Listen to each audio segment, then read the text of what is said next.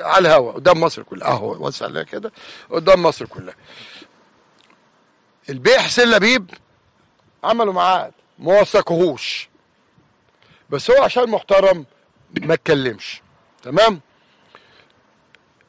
انا بقالي اسبوع عندي العرض بتاع الدنمارك، بقاله اسبوع. امير حاول معاه، اسماعيل حاول معاه، وكابتن اسامه طبعا. وهو انا عايز يقعد، وبقول له قدام مصر كلها يقعد ونعمل له عقد محترم زي ما عملنا لزيزو. انا بقول لك اهو قدامه وقدام مصر كلها، هو لاعب متميز. ممكن الفترة اللي فاتت يمكن شوية عشان برضو العرض اللي جاي له، هو في السن دون نفسه يحترف في اوروبا. تمام. انا بقول لامام قدام العالم كله احنا متمسكين بيك وهنعمل لك عقد جديد، لان امام يناير القادم فري، يتعاقد مع اي حد مجانا يروح هو كده. تمام. فهو ليه وجهة نظر ان هو جاي للنادي اللي هو منتمي ليه، وهو يتكلم وبيستسمح، وانا رافض. انا بقول تاني يا جمهور، اللي من الصبح عمالين تعمل لي العقد ده بقاله اسبوع عندي، وقلت امير وكابتن اسماعيل وكابتن اسامه بلغوه انا رافض.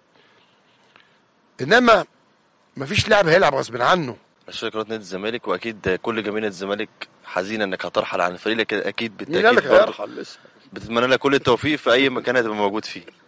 أنا طبعا بشكر سيادة المستشار على الدعم اللي دايما بيديهولنا ودايما في ظهرنا. وطبعا أنا خلصت الماتش وكلمت سيادة المستشار على طول، وجيت هنا النادي علشان أكلمه على العرض، لأن دي فرصة والفرصة بتيجي مرة واحدة. وطبعا الرئيس ما بيقفش في طريق أي لعيب، دايما في ظهرنا على طول. وانا جيت النهارده بعد الماتش على طول لما خلص عشان طبعا اكلم سيادة المستشار واستأذنه في العرض. طيب امام، ممكن الاقتراح اللي انا قلته دلوقتي ولقى قبول عند زيزو ومضينا، تقعد ونعمل عقد جديد بمقابل محترم يليق بيك وموهبتك؟ انا اكيد يا ريس مش عايز، يعني مش عايز امشي، لان نادي الزمالك اللي انا اتربيت فيه، وانا من صغري، يعني من صغري وانا كان نفسي ومنيت حياتي ان انا العب في نادي الزمالك. بس هي دي فرصه، والفرصه ما تجيش الا مره واحده. وانا زي ما قلت لحضرتك انا تحت امر النادي في اي حاجه النادي هيعوزني فيها انا هكون موجود في النادي. اصل في عيال بيقولوا ايه بقى، اصل النادي ده نادي تبع ملك ياسين منصور. طلعوا ياسين منصور من القصة كلها، لان ياسين منصور اللي بينه وبين محمود الخطيب اسوأ من اللي بينه وبين محمود الخطيب، عشان نجيب من الاخر. تمام. هل في فرصة انك تقعد ونعمل لك عقد؟ انا يا ريس، انا زي ما قلت لحضرتك انا ما عنديش مشكله في ان انا اكون تحت امر نادي الزمالك في اي وضع. بس انا دي فرصه، والفرصه زي ما قلت لحضرتك بتيجي مره واحده. وانا بستاذن حضرتك ان انا عايز احترف وربنا يكرمني وان شاء الله تبقى خطوه كويسه ليا. وطبعا نادي الزمالك في الاول والاخر ده بيتي. ماشي. بصوا يا جماعه، جمهور امام جاي عرض بتاعه 105 مليون جنيه.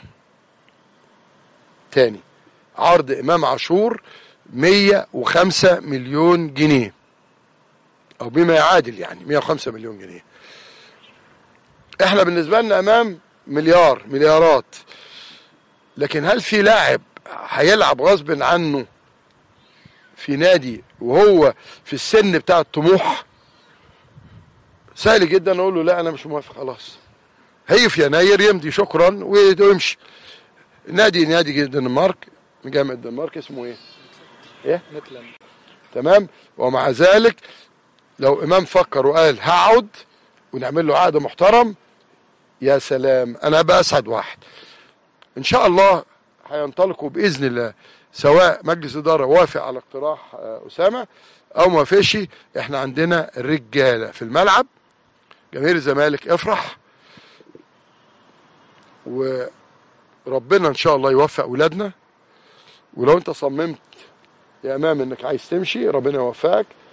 وانت قلت لي من شويه انك زملكاوي، باين. اكيد طبعا. زملكاوي طبعا العيله كلها يا ريس. هم خايفين ترجع من المكان ده على النادي المنافس. ان شاء الله يا ريس، حتى لو فكرت ان انا ارجع مصر تاني باذن الله، انا طبعا مش هرجع لبيتي تاني اللي انا شفت فيه كل حاجه حلوه.